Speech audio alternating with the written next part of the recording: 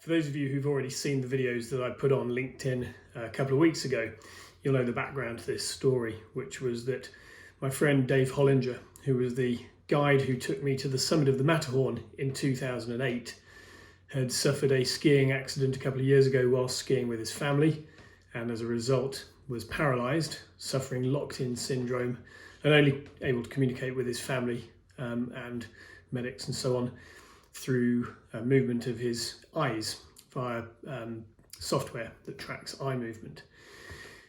I found this out on the last day in April, and I didn't want to hang around and think about things that I might be able to do to try and help.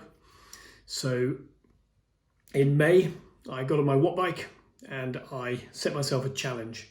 And that challenge was to cycle up the virtual version of Alpe d'Huez every day for 31 days.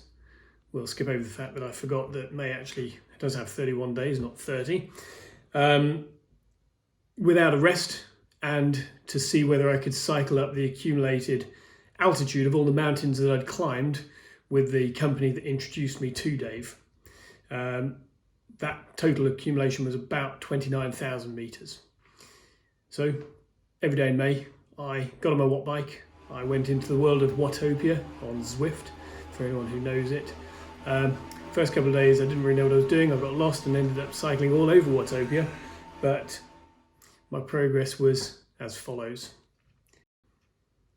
This video is by way of thanking everyone who's sponsored me so far for the support, which trying to combine 2 hours every day without fail of making sure that I got on my bike and did what was effectively quite a grueling climb, even in virtual world.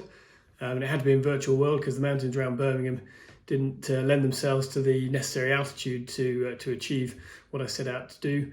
But as the stats show, I actually amassed just over 33,000 meters, burnt an extra 30,000 calories, and I actually spent 2 days on my saddle in the end.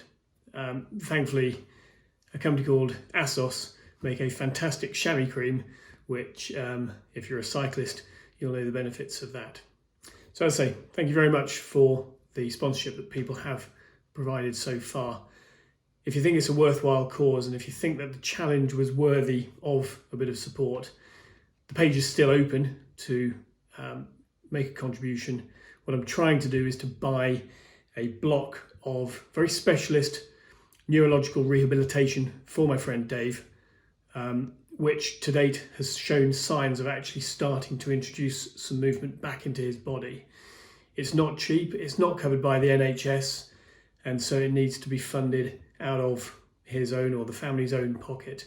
And therefore, if over a period of time I can cover the cost of one of those blocks of rehabilitation, which cost £6,500, then I would feel like I've done something worthwhile to help a friend very much in need. Thanks ever so much for watching this video.